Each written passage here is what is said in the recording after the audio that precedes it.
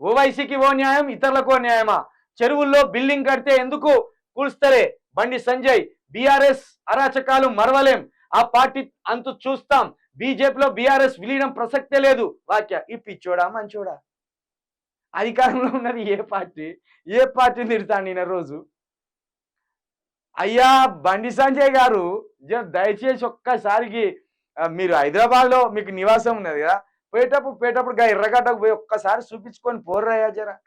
లేదా మనం బండి సంజయ్ గారి పక్కన ఉన్న మన మిత్రులు ఎవరన్నా ఉంటే ఒకసారి చూపిర్రా.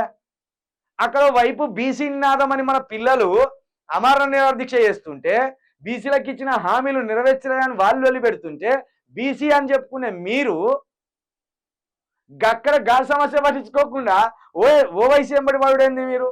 పోనీ ఓవైసీ విడిచిపెట్టు, బీఆర్ఎస్ ఎంట వాడుడేంది మీరు? ఇది టాపిక్ డైవర్ట్ కాదా? ఇది డైవర్ట్ చేయడం అంటే కాంగ్రెస్ పార్టీ పాలన ఏ మాత్రం బాగలేకపోయినా దాని మీద కొట్లాడకుండా ఇక ఈ పక్క సమస్యలు పట్టిస్తాను. ఇక్కడ ఎవరన్నా ఈ మతముని విడిచిపెట్టాలి, ఆ మతముని కూల్చాలని చూస్తారా?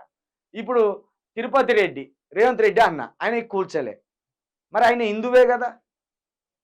ఇక మరి ఓవైసీకో న్యాయం, ఇతరులకో న్యాయం అని ఎట్లా అంటావు?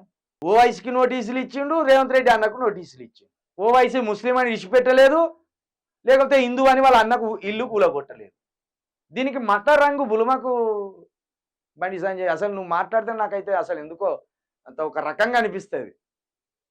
గింత చీప్ పాలిటిక్స్ అని నువ్వు చేసేది. ఓవైపు రాష్ట్రంలో ప్రజలంతా బాధలో ఉన్నారు, ఏది అందుతలేదు, ఏం ప్రభుత్వాన్ని తెచ్చిపెట్టుకుంటామని చెప్తే నువ్వు ఇంకా అడ్డమైన మాటలు మాట్లాడతావు. కాంగ్రెస్ ఉన్నదా అధికారంలో? బీఆర్ఎస్ ఉన్నదా? బీఆర్ఎస్ అంత చూస్తా అంటావా నువ్వు?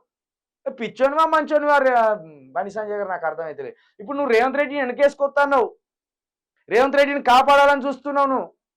దీన్ని బట్టే బీజేపీకి కాంగ్రెస్కు ఎలాంటి లోపాయకర ఒప్పందం ఉన్నదో అర్థమవుతుంది ప్రజలకు. నువ్వు చూస్తానని ఎవరంతు చూడాలి? బిడ్డ 418 హామీలు ఇచ్చినావు, నెరవేర్చకపోతే నీ అంతు చూస్తా రేవంత్ రెడ్డి అనాలి. అది ఇడిచిపెట్టి కేసీఆర్ను వదలము, కేసీఆర్ అంతా చూస్తాము, బీజేపీ బీఆర్ఎస్లో వినియం ఇక అనద్దు. కానీ బొచ్చుగా వచ్చి అడుగుతాడా నీ పార్టీని విలీనం చేసుకోమని బీఆర్ఎస్ నుండి? నీకే దిక్కు లేదు, నువ్వు మళ్ళీ గెలవో తెలియదు. ఏదో అజిమార్ గుడ్డి దెబ్బల మా కరీంనగర్ ప్రజలని గెలిపించుకొని ఆగమైపోయిన్లు. నీ పార్టీలో బీఆర్ఎస్ వచ్చి విలీనం అవుతుందా? ఎంత బుద్ధి తక్కువ మాటలు. నీకు దమ్ముంటే పోయి బీసీల తరఫున కొట్లాడు కాడికి పోయి